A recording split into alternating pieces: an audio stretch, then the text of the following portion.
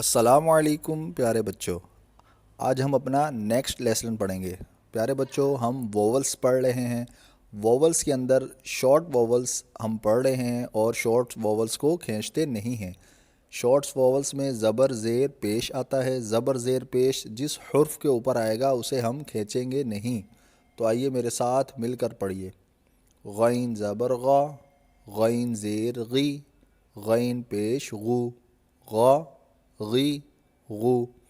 لیکن اب اسے آپ پڑھیں گے غین زبر غا، تو یہ غلط ہو جائے گا، اسے کھینچنا نہیں ہے، اسے پڑھنا ہے غین زبر غا، اس طریقے سے پڑھنا ہے۔ فا زبر فا، فا زیر فی، فا پیش فو، فا فی فو۔ قاف زبر قا، قاف زیر قی، قاف پیش قو، قا قی قو۔